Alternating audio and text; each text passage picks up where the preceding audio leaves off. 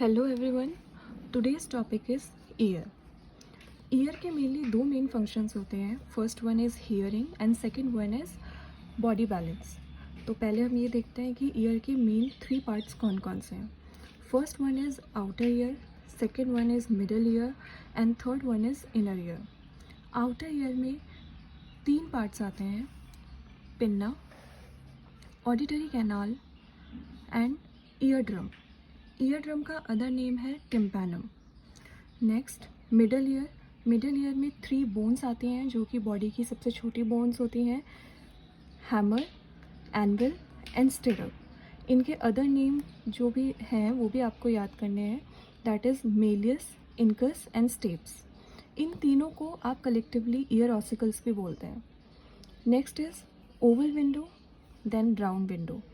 तो जैसे यहाँ पे बोन्स का बताया है, हैमर, या फिर आप इस वाले डायग्राम में देख लीजिए, हैमर, एनविल एंड स्टिरअप। तो जो स्टिरअप लास्ट बोन होती है वो ओवल विंडो से अटैच्ड होती है। ओवल विंडो एक ऐसी मेम्ब्रेन होती है जो कि इनर ईयर में ओपन होती है।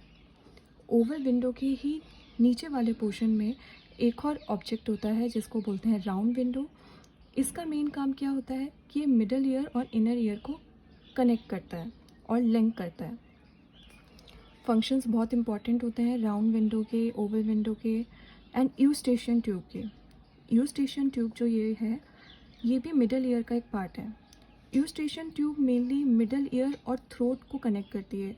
बहुत टाइम एक क्वेश्चन आता है कि जब भी आप अपने ईयर में कोई मेडिसिन डालते हैं तो वो थ्रोट में कैसे आपको उसका टेस्ट आने लग जाता है, वो सिर्फ और सिर्फ यूस्टेशियन ट्यूब की वजह से होता है। Next one is inner ear. Inner ear का अदर नेम है मेम्ब्राइनस लेब्राइंथ, क्योंकि क्वेश्चन में मेम्ब्राइनस लेब्राइंथ के नाम से भी क्वेश्चन आता है, तो आपको ये भी याद रखना है। मेम्ब्राइनस लेब्राइंथ और इनर ईयर के भी थ्री फर्दर पार्ट्स हैं। First one is cochlea, then semi circular canal and last one is vestibule, जो कि यूट्रिकुलर्स और सेक्युलर्स को कलेक्टिवली वेस्टिब्यूल कहा जाता है। कॉक्लिया जो है वो एक स्पाइरल ऑब्जेक्ट है, जैसे दिख रहा है स्पाइरल। इसके 2.5 टर्न्स होते हैं, मतलब 2 कंप्लीट टर्न्स, और लास्ट वन जो होगा वो सिर्फ हाफ टर्न होगा। अगर आप उसको और इनलार्ज करके देखो तो उसके अंदर 3 कैनाल्स मिलेंगे, first, second and third canal. तो जो फर्स्ट और थर्ड कैनाल होता है उसमें जो फ्लूइड प्रेजेंट होता है उसको बोलते हैं पेरिलिम्फ, एंड जो सेकेंड और मीडियन कैनाल होता है उसमें जो फ्लूइड प्रेजेंट होता है उसको बोलते हैं एंडोलिम्फ। ये जो मीडियन कैनाल है और सेकंड कैनाल है, इसी में ऐसे सेंसरी सेल्स होते हैं जिन्हें बोलते हैं ऑर्गन ऑफ कॉटाई। यहाँ पे बोल्ड लेटर्स में भी लिखा है। ये सेंसरी सेल्स रिस्पॉन्सिबल होते हैं हियरिंग में।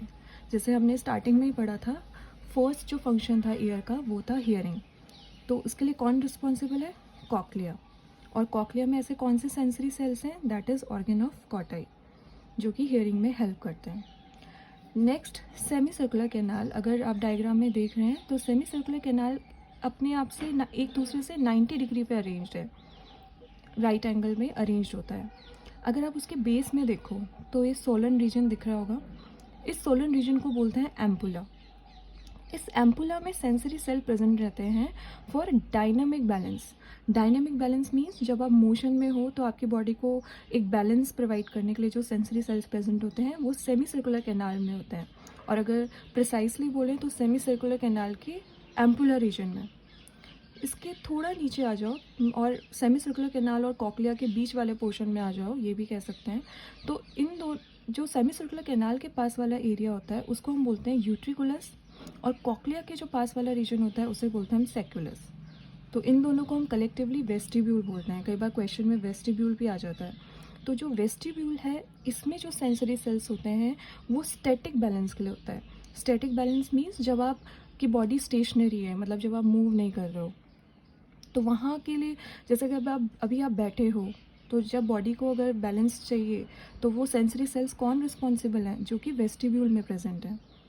तो इस तरीके से 3 मेन पार्ट्स जो ईयर के हैं वो हैं outer ear, middle ear and inner ear. इनके कई बार पूछ लिए जाते हैं कि आउटर ईयर में कौन से पार्ट्स आते हैं, मिडल ईयर में कौन से पार्ट्स आते हैं, इनर ईयर में कौन से पार्ट्स आते हैं। इनर ईयर का डायग्राम बहुत इंपॉर्टेंट है लेबलिंग के लिए, फंक्शंस के लिए। नेक्स्ट, हियरिंग जो प्रोसेस होती है वो होती कैसे है? जो भी हम बोल रहे हैं वो वाइब्रेशंस जो है वो पिन्ना कलेक्ट करता है। ये फंक्शंस हैं, जो भी मैं बोलूँगी अब वो सारे फंक्शंस हैं। पिन्ना का फंक्शन है कि वो सारे जितने भी वाइब्रेशंस हैं उनको कलेक्ट करता है और उसको वो ऑडिटरी कैनाल में पास करता है। तो इस तरीके से डायग्राम में दिख रहा है, ये ऑडिटरी कैनाल में पास हो रहा है और फिर जाके ईयर ड्रम में ये स्ट्राइक होगा। ईयर ड्रम क्या करेगा, वाइब्रेट होगा। ईयर ड्रम अगर वाइब्रेट होएगा तो वो अपने साथ साथ जो उससे अटैच्ड है 3 ईयर ऑसिकल्स जो हैं, हैमर, एनविल एंड स्टेप्स और स्टिरअप, मेलियस, इंकस और स्टेप्स जो भी हैं, ये तीनों भी वाइब्रेशन में आ जाती हैं।